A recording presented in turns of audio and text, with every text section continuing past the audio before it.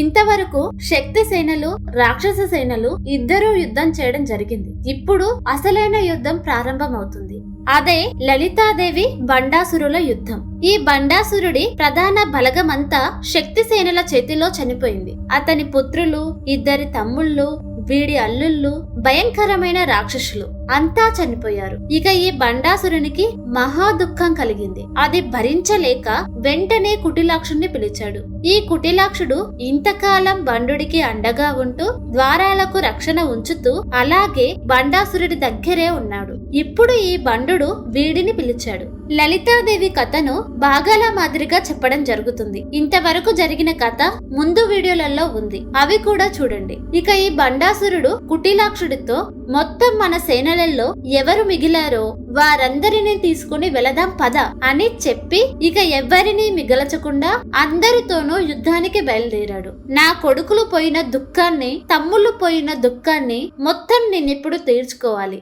అది ఆ శక్తి సేనల రక్తంతోనే తీర్చుకోవాలి. మన సేనంతటినీ సిద్ధం చేయి అని వజ్రం వంటి పలుకులు పలికి మొత్తంగా 4 ద్వారాల దగ్గర కాపలా కాస్తున్న తాళ జంగుడు, తాళ గ్రీవుడు, తాళ భజుడు మొదలైన వారందరినీ కూడా వాళ్ళ దగ్గరున్న సేనలతో సహా కదిలించాడు. ఇలా వాళ్ళ సేనలను ప్రత్యేకించి మరో 35 మంది సేనలను కుటిలాక్షుడు సేనాధిపతిగా పెట్టి వాళ్లను కదిలించాడు. మరోవైపు భయంకరమైన సేనలు వీడి దగ్గర ఉన్నాయి. వీళ్ళు కాక మొత్తంగా సేనలన్నిటినీ సమకూర్చమన్నాడు. వారంతా కలిపి 2185 అక్షోహిణుల సైన్యం ఉన్నారు. వీరందరినీ ఏకం చేశాడు. ఈ శూన్యక నగరంలో అంటే శోణితాపురంలో ఆడవాళ్లు తప్ప అందరూ బయలుదేరారు. ఈ బండుడు రథం పేరు అభిలము. అభిలము అంటే భయంకరమని అర్థం. వీడు ప్రపంచాన్ని భయపెట్టేవాడు. వీడు 10 మందిని భయపెట్టేవాడు లేదా 10 మంది దగ్గర భయపడేవాడు. కాబట్టి ఇతని దగ్గర ఉన్న రథం పరిపూర్ణమైన భయంకరమైన లక్షణం కలిగిన రథం. దానికి 1000 సింహాలు సారథులుగా ఉన్నాయి. ఇతని దగ్గర తపస్సు చేసి సాధించుకున్న ఒక ప్రత్యేకమైన ఖడ్గం కూడా ఉంది. ఈ ఖడ్గం పేరు యాతన.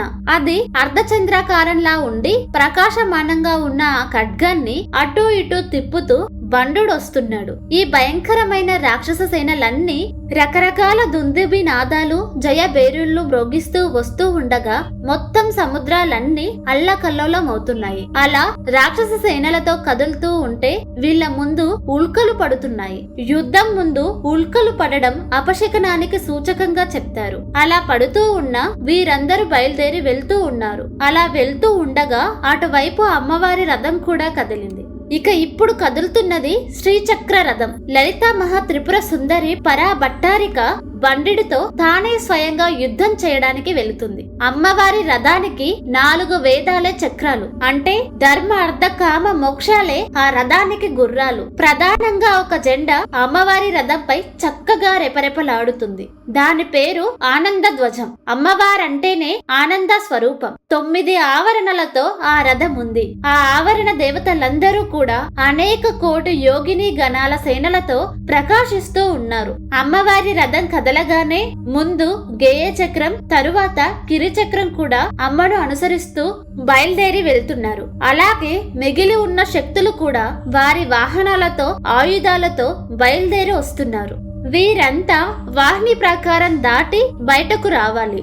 ఆ ప్రాకారంలో వీరు వేసుకున్నది 1 యోజన పొడవు ద్వారం మాత్రమే. కానీ వీరందరూ బయటికి రావడానికి చాలలేదు. అప్పుడు లలిత అమ్మవారు ఒక్కసారిగా జ్వాలామాలికా దేవిని చూశారు. జ్వాలామాలిని కాక్షిప్త వాహిని ప్రాకార మధ్యగా. ఆ ప్రాకారానికంతటికి ఆవిడ అధిపతి కాబట్టి జ్వాలామాలిని దేవి లలిత అమ్మవారి ఉద్దేశాన్ని తెలుసుకుని ఆ ద్వారాన్ని వెంటనే విస్తారం చేసింది. అలా విస్తారం చెయ్యగానే వారంతా హాయిగా బయటికి వచ్చారు. అలా అమ్మవారు కదులుతున్నందుకు దేవతలు వారి లోకాల నుండి దుందుబులు మ్రోగిస్తూ కుసుమ వృష్టి కురిపించారు. లలిత అమ్మవారికి పైన ఎలాగో గొడుగున్నప్పటికీ దేవతలు పైనుండి ఛత్రం సమర్పయామి, చామరం వీజయామి అన్నట్టుగా అమ్మవారి సేనలలో కుసుమ వృష్టి ఇత్యాదులైన శుభ సూచకాలు కనిపిస్తున్నాయి. ఈ రాక్షస సేనలలో అపశకనాలు కనిపిస్తున్నాయి. ఇక శక్తి సేనలకి అసుర సేనలకి 4 రోజుల భయంకరమైన యుద్ధం జరిగింది. అప్పుడు ఈ బండు ఎదురుగా లలితాపర భట్టారిక తన ఇక్షుకోదండాన్ని సంధించి రథంపై నిలబడి కనిపిస్తుంది. ఇప్పుడు యుద్ధం జరుగుతుంది. వాడు వేస్తున్న బాణాలు అస్త్రాలు వాటికి అమ్మవారు వేస్తున్న సమాధానాలతో దిక్కులన్నీ అస్త్ర ప్రత్యస్త్రాలతో నిండిపోయాయి. పైగా అమ్మవారు ఆ బాణాలు వేస్తున్న తీరు చాలా అందంగా ఉంది. అమ్మవారు ఆ చేతిని చాలా ఒడుపుగా ప్రయోగిస్తున్నారు. చాలా చిత్రంగా అమ్మ ధనుసు మీద ఒక్క బాణమే కనిపిస్తుంది. కానీ ధనుసు నుండి బయలుదేరగానే 10 బాణాలవుతున్నాయి. అవి ఆకాశంలోకి చేరగానే 100 బాణాలవుతున్నాయి.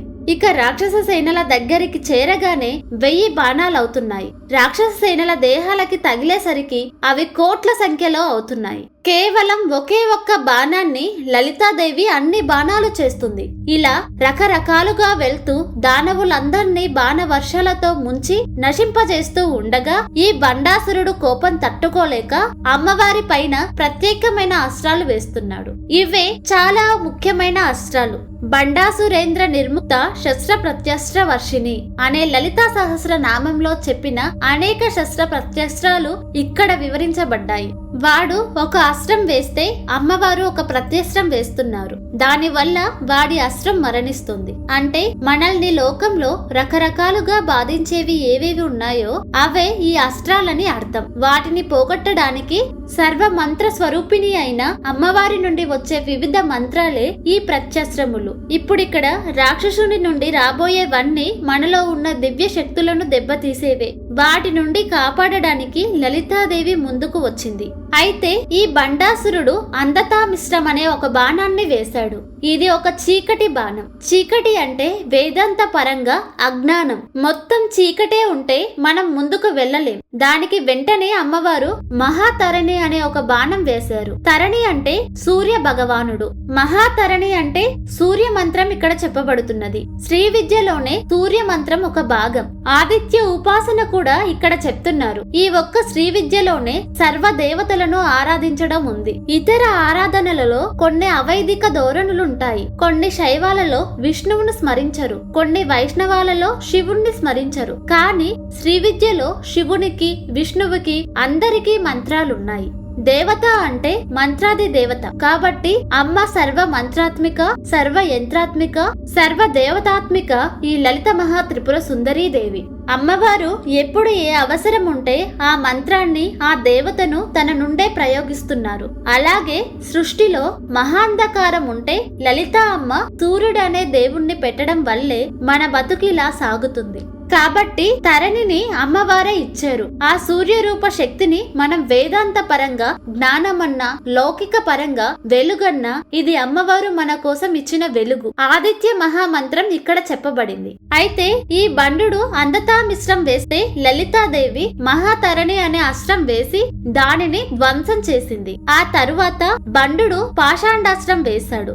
ఈ కలియుగంలో పాషాండులు ఎక్కువ అవుతారు. ఎవరైతే వేద ధర్మానికి విరుద్ధంగా వర్ణాశ్రమాలు అవసరం లేదంటారో, ఎవరు శాస్త్రం చెప్పిన విధులను అతిక్రమిస్తున్నారో, ఎవరు సదాచారాన్ని అతిక్రమిస్తున్నారో వాళ్ళని పాషాండులని అంటారు. కలియుగంలో వీరి సంఖ్య ఎక్కువగా ఉంటుంది. ఇలాంటి పాషాండత్వాన్ని అతడు అస్త్రంగా వేశాడు. దీనికి సమాధానంగా అమ్మవారి వేదానికి అంతటినీ కలిపితే ఒక దేవతాకృతి వస్తుంది. ఆ దేవియే గాయత్రీ దేవి. బండాసురుడు వేసిన పాషాండాస్త్రానికి సమాధానంగా లలిత అమ్మవారు గాయత్రి అస్త్రం వేశారు.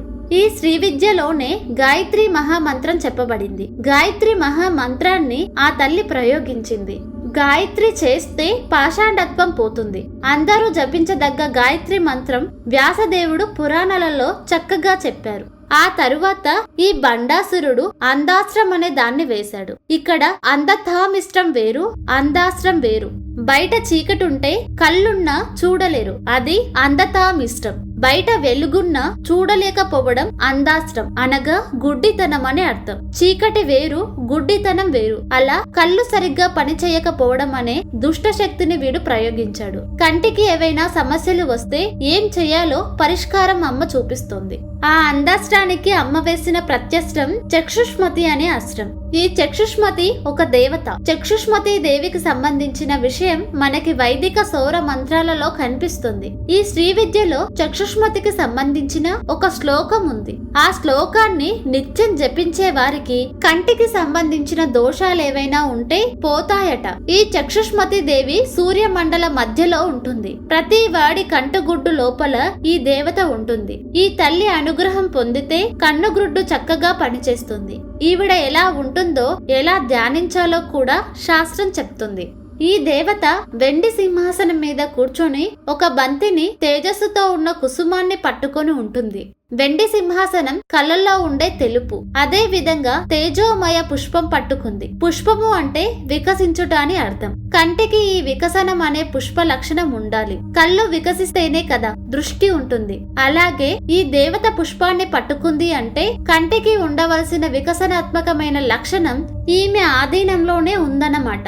లలిత అమ్మ ఆయుధాలలో ఉన్న మర్మాలు మనకి అర్థం కావడం కోసం ఈ విశ్లేషణ చేయడం జరుగుతుంది. ఇవి ధరించి చక్షుష్మతి దేవి ప్రకాశిస్తూ ఉంటుంది. ఈ చక్షుష్మతి మహా అస్త్రాన్ని వేసిన వెంటనే వాడి అందాస్త్రం నశించింది. ఆ తరువాత శక్తి నాశము అనే ఒక అస్త్రాన్ని బండాసురుడు వేశాడు. దానికి సమాధానంగా అమ్మవారు వైదికమైన విశ్వవాసు అనే మంత్రాస్త్రాన్ని ప్రయోగించింది. తరువాత బండాసురుడు అంతకాస్త్రం అనే దానిని ప్రయోగించగా అమ్మవారు దానికి సమాధానంగా మహామృత్యుంజయ మంత్రాన్ని అస్త్రంగా ప్రయోగించారు. అటు తరువాత వాడన్ని అస్త్రాలు మరచిపోయే ఒక సర్వాస్తాకృతి నాశనాస్త్రం అని ఒక అస్త్రాన్ని వేస్తాడు. అస్త్రాలంటే మంత్రాలు. సరిగ్గా సమయానికి మంత్రం గుర్తుకు రాకపోతే మంత్రం పని చెయ్యదు. అవతల వాడికి అన్ని గుర్తుకు రాకుండా చేసేటట్టు అంటే జ్ఞాపక శక్తి నశించే ఒక అస్త్రాన్ని వేశాడు. దానికి ప్రత్యస్త్రంగా అమ్మవారు ధారణాస్త్రం వేసింది. ఈ ధారణ, మేధ ఇవన్నీ ధారణ అనే అస్త్రాన్ని అమ్మవారు వెయ్యగానే సర్వస్తాస్కృతి నాశనాస్త్రం నశించింది. అటు తరువాత ఆ రాక్షసుడు భయాస్త్రం వేశాడు. కొందరికి ప్రతి దానికి భయం వేస్తుంది.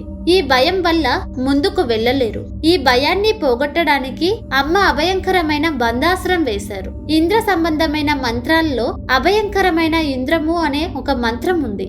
ఇంద్ర, యమ ఇవన్నీ కూడా ఒకే పరమేశ్వరుని యొక్క స్వరూపాలు. రుద్రం గాని ఋగ్వేదం గాని ఇంద్రుని ప్రధాన పరమాత్మంగానే వర్ణించబడింది. ఇంద్రుని యొక్క శక్తి లేకపోతే ఏ దేవత పని చెయ్యదు. ఇంద్ర శబ్దం చాలా గొప్పది. ఇంద్రాణి దేవి యొక్క రహస్యాలను కావ్యకంఠ గణపతి ముని చాలా చెప్పారు. కాబట్టి ఇంద్ర సంబంధమైన బంధ్రాస్త్రం, అభయంకర బంధ్రాస్త్రాన్ని అమ్మవారు ప్రయోగించారు.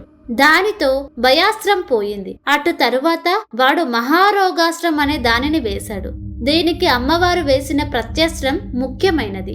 ఈ రోగాస్త్రం వెయ్యగానే దానిలోంచి అనేకమైన రోగాలు పుట్టుకొచ్చాయి. అంటే అన్ని రకాల రోగాలు వాడు ప్రయోగించిన అస్త్రంలోనే ఉన్నాయి.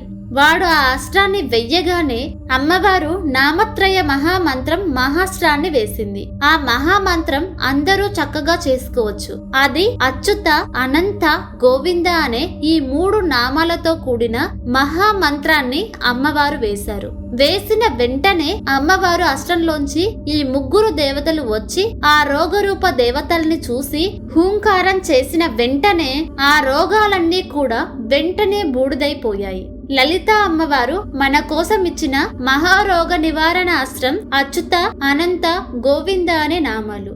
అచ్యుత, అనంత, గోవింద వీటి క్రమం మారకూడదు. ఇదే వరుసలో చెప్పాలి. దీనిని నిరంతరం అనుకోవాలి. రోగంలో ఉన్నవారు శుచిగా జపం చెయ్యలేరు. వారు ఎక్కడున్నా, ఎలా ఉన్నా ఎప్పుడైనా జపించుకోదగ్గ మంత్రం అచ్యుత, అనంత, గోవింద.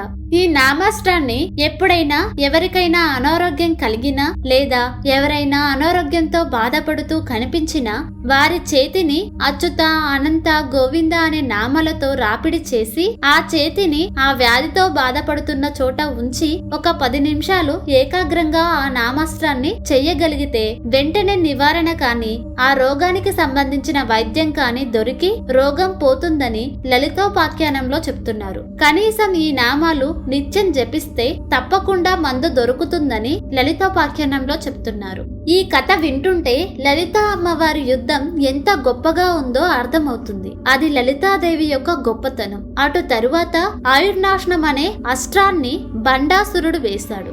వెంటనే అమ్మవారు కాల సంకర్షణం అనే మంత్రాన్ని ప్రయోగించారు. ఇది ఒక రుద్ర మంత్రమే. ఈ రుద్ర మంత్రం ఆయుర్నాశనం అనే అస్త్రాన్ని నశింపజేసింది. తరువాత వాడు మహాసుర అస్త్రాన్ని వేశాడు. మహా అసుర అస్త్రం అంటే మహా రాక్షస అస్త్రం. అంటే ఇంతకు ముందు యుద్ధాలలో మరణించిన అసుర అంశాలను ఈ అస్త్రంలో తీసుకొచ్చాడు. వారంతా వీడిలాంటి రాక్షస లక్షణం కలిగిన వారు. అంటే ఇది వరకు జరిగిన రావణాసురుడు, హిరణ్యాక్షుడు, హిరణ్యకశ్యపుడు, మహిషాసురుడు, కుంభకర్ణుడు లాంటి రాక్షసులను ఒక అస్త్రంలోనే పెట్టి వాడు ఆ అస్త్రాన్ని వదిలాడు.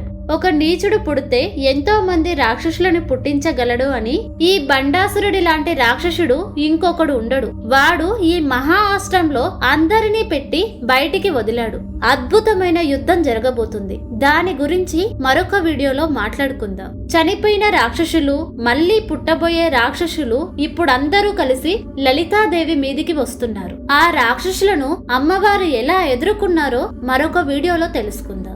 లలితాదేవి కథను భాగాల మాదిరిగా చెప్పడం జరుగుతుంది. ఇంతవరకు జరిగిన కథ కూడా భాగాల మాదిరిగానే చెప్పడం జరిగింది. ఆసక్తి ఉన్నవారు అన్ని వీడియోలు చూడండి. ఈ వీడియోలు గనక మీకు నచ్చితే తప్పకుండా ఈ వీడియోకి హైప్ ఇచ్చి వీడియోని లైక్ చేసి షేర్ చేయండి. ఇలాంటి మరిన్ని వీడియోస్ కోసం మన ఛానల్ ని సబ్స్క్రైబ్ చేసుకొని పక్కనే ఉన్న బెల్ ఐకాన్ ని క్లిక్ చేయండి. మన పురాణాలలో ఏదైనా కథ మీకు తెలుసుకోవాలని అనిపిస్తే నాకు కామెంట్ బాక్స్ లో తెలియజేయండి. అది తప్పకుండా వీడియో రూపంలో నేను మీకు తెలియజేయడానికి ప్రయత్నిస్తాను.